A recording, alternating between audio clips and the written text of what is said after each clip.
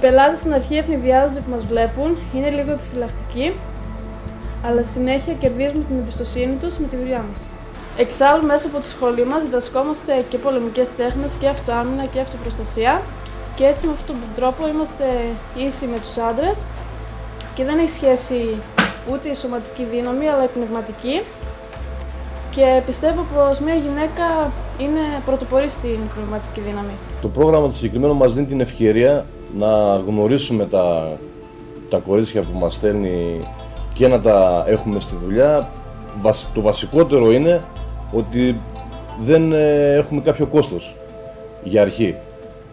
Τα γνωρίζουμε, βλέπουμε ότι μας κάνουν και μπορούμε μετά να τα προσλάβουμε στο μέλλον, αν και αυτές θέλουν, για περαιτέρω συνεργασία. Όσον αφορά αν κάνουν οι γυναίκες για αυτή τη δουλειά, κάνουν και σε μεγαλύτερη κλίμακα πολλές φορές από τους άντρες. Είναι πιο οργανωτικές, είναι πιο επιβλητικές εκεί που πρέπει σε διάφορα θέματα, στις δημόσιες σχέσεις, ακόμα και στις φυλάξεις, μπορούν να ανταποκριθούν καλύτερα και από έναν άντρα. Με λίγα λόγια, κάνουν οι γυναίκες για αυτή τη δουλειά, που μέχρι τώρα ήταν ότι οι άντρες είναι αποκλειστικό προνόμιο των ανδρών το θέμα της φύλαξης και τη security γενικότερα. Κάνουν, είναι πάρα πολύ καλές. Μπορούν να καταφέρουν πολλά πράγματα. Το πλέγμα δράσεων ολοκληρώθηκε με διοργάνωση ανά την επικράτεια ημερίδων για την ενημέρωση και ευαισθητοποίηση της κοινωνίας αναφορικά με την άρση των κοινωνικών τάσεων απέναντι στα γυναικεία και ανδρικά επαγγέλματα, καθώς επίσης και στην ανισότητα των φύλων σε όρους μόρφωσης και εκπαίδευσης, διαχέοντας την κεντρική φιλοσοφία του προγράμματος, η οποία συνίσταται στην αλλαγή της δομής των εκπαιδευτικών μονάδων, ώστε να ανταποκρίνονται στις συνεχείς δομικές αλλαγές στον εργασιακό τομέα και στις συλλογικές έβρεσης εργασίας και εργασιακών σχέσεων, προωθώντας δράσεις για την ωφέλεια των νέων ανθρώπων που πρόκειται να βγουν στην αγορά εργασίας. Πιστεύω ότι αυτή η κίνηση είναι μια πάρα πολύ σωστή κίνηση. Είναι ένα πρόγραμμα το οποίο διαχειρίζεται βεβαίως την επιχειρηματικότητα των νέων κοριτσιών, των γυναικών, και πιστεύω ότι είναι ένα πρόγραμμα το οποίο θα δώσει μια όθηση και ερέθισμα σε νέα κορίτσια τα οποία έχουν φοιτήσει μέσα από έχουν πάρει τις γνώσεις τους μέσα από την αρχική επαγγελματική κατάρτιση, και προφανώς εγώ θα μιλήσω για το δικό μου το δημόσιο ΙΕ Κοζάνης, και διαπίστωσα σαν επόπτης ότι πήρανε πάρα πολλά θετικά πράγματα.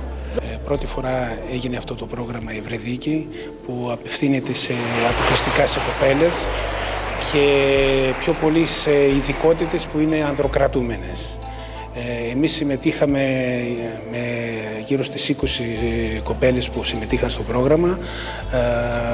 Πήραν μια καλή εμπειρία, απλά και μόνο ο χρόνος κατά τη δικιά μου άποψη ήταν πολύ μικρός. Ήταν 2 μήνες το καλοκαίρι που μπορούσε να ήταν πολύ μεγαλύτερος και τα παιδιά να πάρουν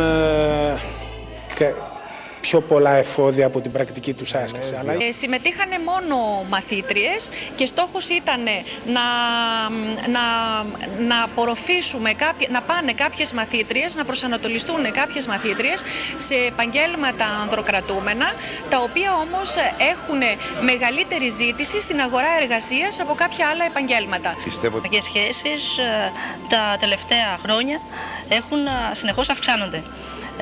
Είναι σημαντικό, συνεπώς, τα νέα τα παιδιά πριν ακόμη βγουν στην αγορά εργασίας ήδη να γνωρίζουν το τι πρόκειται να υπάρχει στην αγορά εργασίας. Σήμερα, με την ολοκλήρωση του έργου, επαναβεβαιώθηκαν οι επιδιωκόμενες πολλαπλές καινοτομίες και νεωτερισμοί τόσο στο εκπαιδευτικό όσο και στο εργασιακό και κοινωνικό περιβάλλον, συμβάλλοντας στο μέτρο που του αναλογεί στην κατάργηση του επαγγελματικού διαχωρισμού με βάση το φύλο, στην ενίσχυση της συμμετοχής των γυναικών σε ανδροκρατούμενα επαγγέλματα, στην πρόθεση μιας άλλης οργάνωσης και λειτουργίας της εκπαιδευτικής μονάδας, ώστε να συνάδει με την οργάνωση και λειτουργία του σημερινού περιβάλλοντος εργασίας, στην ενσωμάτωση καινοτόμων πρακτικών για την αντιμετώπιση κάθε μορφής διακρίσεων, στη διασύνδεση παραγωγικών φορέων και υπηρεσιών με την εκπαίδευση και τέλος, στην διεκδίκηση για τις γυναίκες μιας θέσης εργασίας με καλύτερες προοπτικές